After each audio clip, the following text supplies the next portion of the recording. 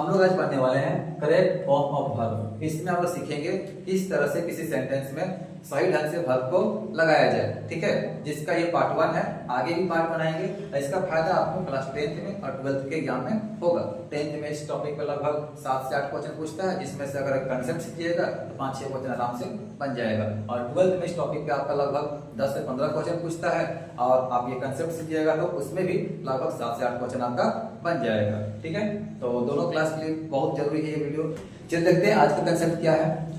अगर किसी वाक्य में किसी सेंटेंस में आई विश दिया रहे या एज इफ दिया रहे और उसके बाद फिल इन द ब्लैंक्स के बाद नाउन रहेगा या एडजेक्टिव रहेगा तो क्या लगाएंगे? वर लगाएंगे। क्या लगाएंगे? वर। किसी सेंटेंस में आई विश दिया रहे या एज इफ दिया रहे, अंत में फिल इन द ब्लैंक्स के बाद खाली जगह के बाद नाउन या एडजेक्टिव रहेगा तो क्या लगेगा? वर लगेगा। वही खाली जगह के बाद V1 रहेगा तो क्या लगेगा? वुड लगेगा। इस कंसेप्ट को एग्जांपल से समझते हैं। तो देखिए यहाँ पे क्या दिया हुआ है। यहाँ पे आई विश दिया हुआ है आपका। आई विश खाली जगह के बाद देखिए क्या है? खाली जगह के बाद आपका नाउन है। किंग मतलब राजा नाउन है। तो नाउन है तो क्या लगेगा? नाउन है तो वर लगेगा। क्या लगेगा? वर लगेगा। ठीक है, इसका कंसेप्ट यही बोलता है। अगर सेंटेंस में आई विश रहेगा, खाली जगह के बाद न कोई नाउन रहेगा, तो यहाँ पे जो क्रिया के साथ आई के साथ हमेशा लगाते हैं हम लोग वाज लगाते हैं। अगर ऑप्शन के हिसाब से तो वाज लगेगा। कंसेप्ट क्या कहता है? अगर सेंटेंस में आई विश दिया है, यहाँ पर कोई भी सब्जेक्ट हो, हमेशा यहाँ पे क्या लगेगा? वर ही लगेगा। ठीक है, कब? जब आगे नाउन या एडजेक्टिव रहेगा तब। समझ में आ गया आपको? देखिए अगला कंसेप्ट क्या है। अगर किसी सेंटेंस में वर दे दिया है, किसी सेंटेंस में वर दे दिया है तो हम किसको खोजेंगे? वुड प्लस V1 को खोजेंगे। और वही वुड प्लस V1 दिया है तो किसको खोजेंगे? वर को खोजेंगे। ठीक है, तो एग्जांपल्स इसको भी समझते हैं। तो यहाँ पे देखिए क्या दिया हुआ है। यहाँ पे देखिए वर दे दिया हुआ है। दिया नहीं दिया है? दिया है ना। इफ यू वर दिया हुआ है तो आगे किसको खोजेंगे हम लोग? वर दिया है तो किसको खोजेंगे?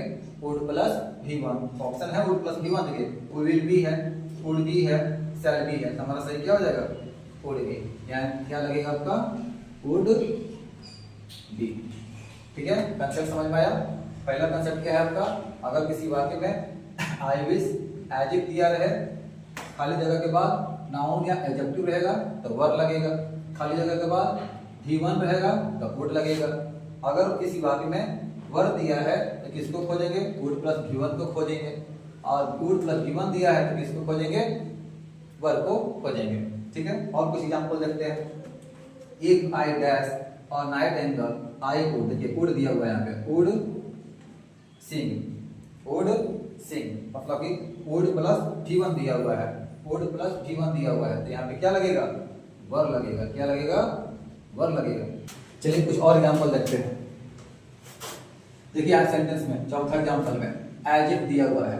एज इफ के बाद देखिए खाली जगह के बाद क्या है? नाउन है आपका। एज इफ दिया हुआ है, यहाँ पे क्या है? लास्ट में नाउन है तो क्या लगेगा आपका? वर लगेगा। यहाँ क्या सही हो जाएगा? वर सही हो जाएगा। ठीक है, उसी तरह से यहाँ पे देखिए आई विश दिया हुआ है। आई विश के बाद देखिए अब कुछ कहीं पे कुछ है नहीं है तो खाली जगह के बाद क्या है? देखिए आई विश है, खाली जगह के बाद क्या है? लीडर हमारा क्या है? नाउन है। तो नाउन है तो क्या लगाएंगे? वर लगाएंगे। यहाँ क्या लगेगा? वर लगेगा। अगला देखिए इफ आई वर, यहाँ पे वर दिया हुआ है, यहाँ क्या लग जाएगा? वर है तो वुड प्लस V1 लगेगा। वुड प्लस V1 कौन है? वुड प्लस V1 फ्लाई है। ठीक है, आगे देखिए आपका एज इफ दिया हुआ है। एज इफ दिया हुआ है, V1 है, एज इफ है, V1 है तो क्या लगेगा? वुड लगेगा। एज इफ है, V1 है तो क्या लगेगा? वुड लगेगा। बाकी का 8, 9, 10, 11, 12 जो बच गया है सबका जवाब आप लोग कमेंट बॉक्स में दीजिएगा।